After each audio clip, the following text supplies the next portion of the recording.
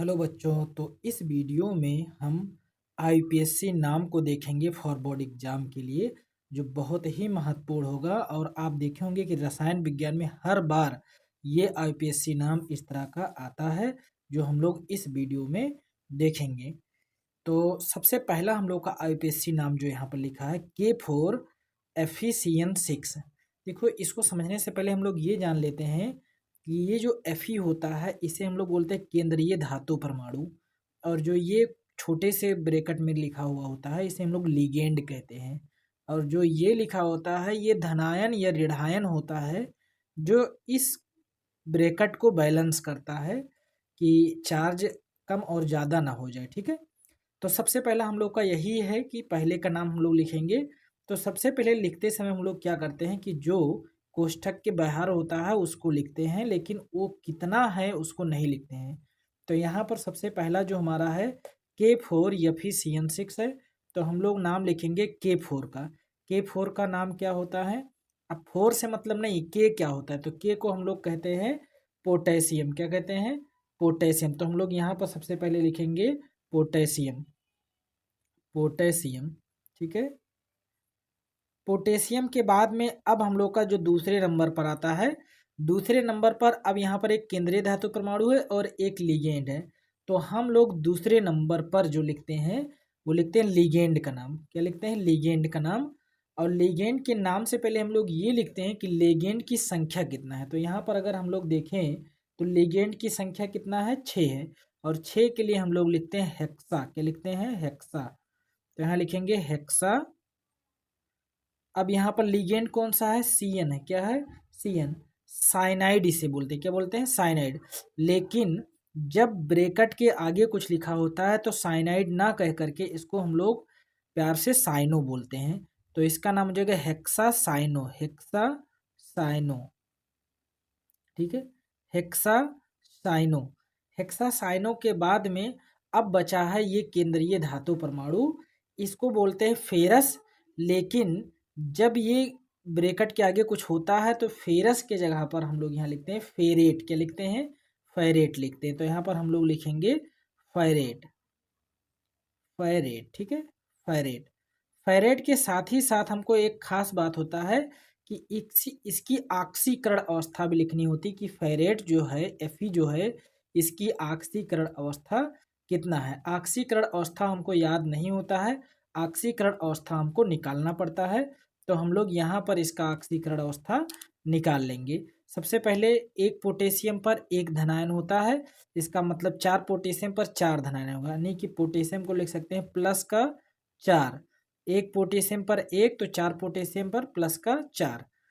उसके बाद में यहाँ जो ब्रैकेट है, ब्रैकेट के इधर वाले को, ब्रैकेट के इधर वाले में Fe है। तो Fe को ही हमको निकालना है। तो Fe को हम लोग प्लस लगाएंगे और यक्स मान लेंगे। क्यों? क्योंकि हमको मालूम नहीं है। उसके बाद में कौन है? उसके बाद में Cn। एक Cn पर -1 होता है, तो 6 Cn पर -6 हो जाएगा, बराबर 0। बराबर 0। अब हम लोग इसको 6 में से 4 घटा लेंगे तो x -2 बचेगा, बराबर 0। अब जब हम लोग इसे सॉल्व करेंगे तो यहाँ पर हमारा कितना आ जाएगा? x को यहीं रहने देते हैं, इस -2 को इधर कर देते हैं, तो हमको मिलेगा x बराबर प्लस का 2। क्या मिल जाएगा? प्लस का 2। तो हमारा यहाँ पर कितना आ गया? 2 आ गया। तो 2 की जगह पर हम लोग रोमन अंक में इसको लिखेंगे सेकेंड। क्या लिखेंगे? सेकेंड। यहाँ पर क्या हो जाएगा? सेकेंड। ये रहा हमारा पहले का नाम। ऐसे इसके बाद में हम लोग का दूसरा आता है जो लिखा हुआ है K3Al C2O4 3। ये भी बहुत बार पूछा गया है, तो इसको भी हमको ध्यान से देखना चाहिए। फिर हम लोग सबसे पहले क्या करेंगे, जो ब्रैकेट के बाहर होगा सबसे पहले नाम उसका लिखेंगे। लेकिन ध्यान रखना, ब्रैकेट के आगे की तरफ बाहर होता है तभी पहले हम लोग नाम लिखते हैं। तो यहाँ पर कौन है? पोटेशियम। तो यहाँ पर नाम क्या लिखेंगे? पोटेशियम। क्या लिखेंगे? पोटेशियम। पोटेशियम हो गया। अब हम लोग क्या लिखेंगे अंदर की तरफ? एक ये है धातु परमाणु, केंद्रीय धातु परमाणु, और ये 3 लिगेंड है। यहाँ पर 3 लिखा है, इसका मतलब लिगेंड की संख्या कितना है? 3 है।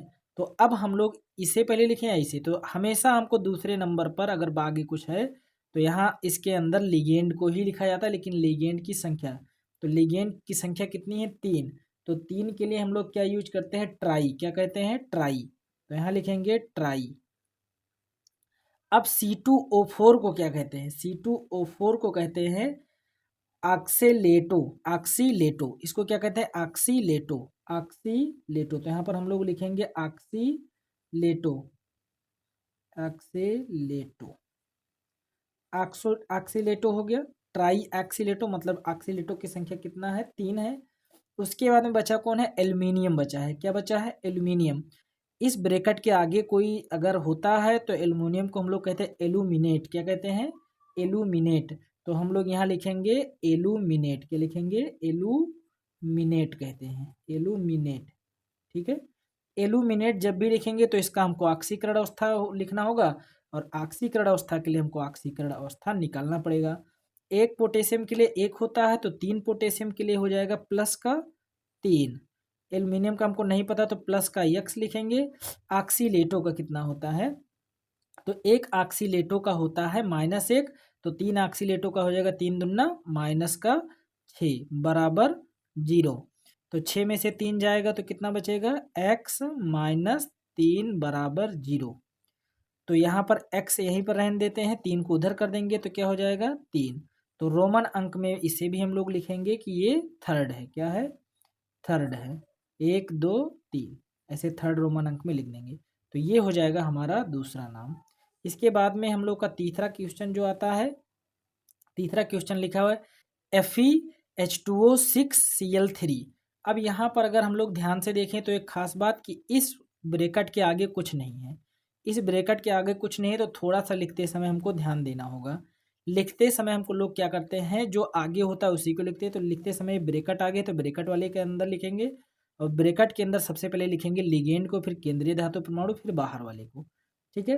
तो यहाँ पर जो हमारा अगला आ रहा है, तो यहाँ पर है जल, क्या है जल है, कितने अणु हैं 6 हैं, कितने अणु हैं 6 हैं, तो इसको हम लोग क्या लिखेंगे हेक्सा, 6 के लिए हम लोग क्या लिखते हैं हेक्सा, हेक्सा, और जल को कहते हैं आईपीएसी में एक्वा, एक्वा, हेक्सा एक्वा, और उसके बाद में Fe है, Fe को हम लोग क्या कहते हैं आयरन कहते हैं, क्या कहते हैं आयरन। अभी आप सोचोगे कि पहले सर आप Fe को फेरेट बोले, अब यहाँ पर आयरन बोल रहे हैं।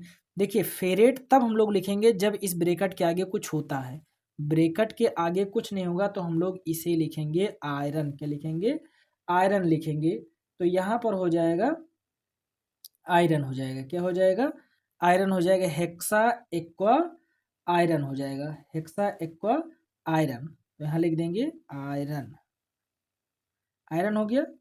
अब आयरन के बाद में हमको क्या करना होगा, इस आयरन की ऑक्सीकरण अवस्था भी बतानी होगी कि आयरन की ऑक्सीकरण अवस्था कितना है, तो ऑक्सीकरण अवस्था हम लोग निकाल लेंगे, आयरन का हो जाएगा x, जल का होता है 0, तो 6 जल का कितना होगा 6 0 मतलब 0 ही रहेगा, तो यहाँ पर हो जाएगा प्लस में 0, और उसके बाद में एक क्लोरीन का -1, तो 3 क्लोरीन का -3 बराबर 0, तो x बराबर ये 3 को उधर कर दो तो प्लस का हो जाएगा, तो यहाँ पर आ जाएगा थर्ड, क्या आ जाएगा थर्ड आयरन थर्ड। अब लास्ट में लिखा है क्लोरीन, क्या लिखा है लास्ट में लिखा है क्लोरीन, इसका भी नंबर हमको जो भी कोष्टक के बाहर होगा ब्रैकेट के बाहर होगा उसका नंबर नहीं लिखेंगे, और इसका नाम हम लोग लिखेंगे क्लोराइड, क्या हो जाएगा क्लोराइड हो जाएगा, तो ये हमारा हो जाएगा तीसरा नेम। ऐसे हम लोग अगला देखते हैं कि अगला वाला का नाम कैसे लिखेंगे। अगला लिखा हुआ है K2NiCN4, K2NiCN4, फिर से यहाँ पर आगे आता है, तो सबसे पहले आगे वाले को लिखते हैं पोटेशियम, फटाफट हम लोग कर लेते हैं पोटेशियम, पोटेशियम, यहाँ पर पोटेशियम थोड़ा गलत हो गया, पोटेशियम हो गया। इसके बाद में CN को बोलते हैं साइनो, क्या बोलते हैं साइनो, कितने हैं 4, तो यहाँ पर लिखेंगे टेट्रासाइनो, टेट्रासाइनो।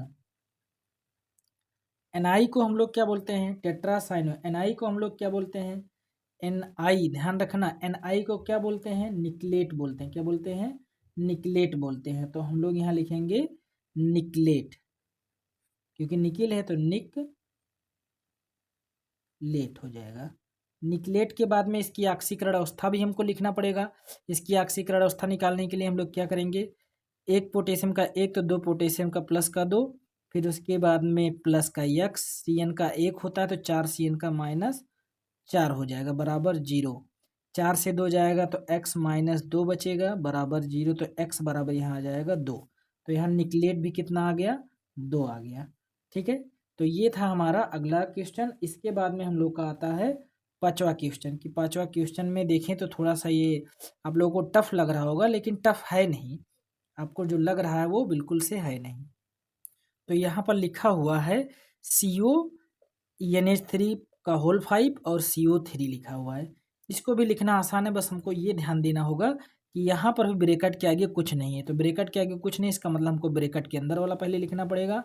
ब्रैकेट के अंदर लेकिन दो दो हैं, एक तो ये भी लिगेंड है, ये भी लिगेंड है। यहाँ 5 लिगेंड है, यहाँ अकेला है। यहाँ देखो ब्रैकेट के पीछे एक होता है, एक को हम लोग लिखते नहीं है। और यहाँ पर कोबाल्ट है। तो सबसे पहले हम लोग इसे लिखें या इस वाले लिगेंड को लिखें, तो ध्यान से देखिए, ये है एमीन। एमीन का पहला वर्ड जो आता है ए आता है, और ये है CO2। CO2 को हम लोग क्या कहते हैं, कोबाल्ट कहते हैं। कोबाल्ट यहाँ कितना आ रहा है, C पे आ रहा है, तो पहले ए फिर C लिखा जाएगा। तो इसका मतलब इसका नाम क्या हो जाएगा, पेंटा। 5 है तो पेंटा, पेंटा यहाँ पर हो गया पेंटा। पेंटा के बाद में हम लोग लिखेंगे एमीन। एमीन, एमीन क्यों लिख रहे हैं, क्योंकि इसका नाम होता है एमीन। पेंटा एमीन हो गया। पेंटा एमीन के बाद में लिखेंगे CO3 के लिए।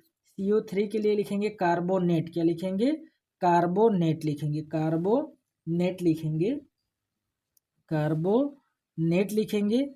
कार्बोनेट की संख्या अगर 2 होता तो डाई कार्बोनेट लिखते, लेकिन यहाँ एक ही है, एक ही कार्बोनेट लिखेंगे। उसके बाद में हमारा यहाँ पर क्या बच रहा है, CO बच रहा है। CO को हम लोग क्या कहते हैं, कोबाल्ट कहते हैं। क्या कहते हैं, कोबाल्ट कहते हैं। यहाँ लिखेंगे कोबाल्ट, कोबाल्ट लिखेंगे। और कोबाल्ट के बाद में इसकी ऑक्सीकरण अवस्था भी हमको लिखनी होगी कि इसकी ऑक्सीकरण अवस्था कितना, ऑक्सीकरण अवस्था हम लोग यहाँ निकाल लेंगे। CO का हो जाएगा x, NH3 का होता है 0, तो 5 NH3 का भी 0 ही रहेगा। और उसके बाद में CO3 का कितना होता है, माइनस का 2, यहाँ एक ही तो माइनस का 2। और इस Cl का कितना होता है, इस वाले Cl का, तो इसका होता है माइनस का 1 बराबर 0। तो यहाँ x बराबर हो जाएगा माइनस का 3 बराबर 0। तो x बराबर 3 माइनस का उधर जाएगा तो प्लस का 3 हो जाएगा। इसका मतलब ये भी कितना आ गया है, थर्ड आ गया, कोबाल्ट थर्ड। लास्ट में क्या बचा है, क्लोराइड बचा है। तो क्लोराइड का हम लोग नाम लिखेंगे क्लोराइड। क्या लिख देंगे, क्लोराइड, क्लोराइड। यदि ये आपको वीडियो समझ में आ रहा है तो लाइक कर दें, और यदि आप पहली बार हमारे चैनल पर हैं तो सबसे पहले आप सब्सक्राइब कर दें। और ये आपके लिए मैं आशा करता हूँ बहुत ही हेल्पफुल हुआ होगा वीडियो। यदि वीडियो पसंद आ गया हो तो अपने मित्र के पास भेजिए, और सभी मोस्ट इंपॉर्टेंट क्वेश्चन का लिंक डिस्क्रिप्शन में आपको मिल जाएगा। सबसे पहले आप सब्सक्राइब करें। सब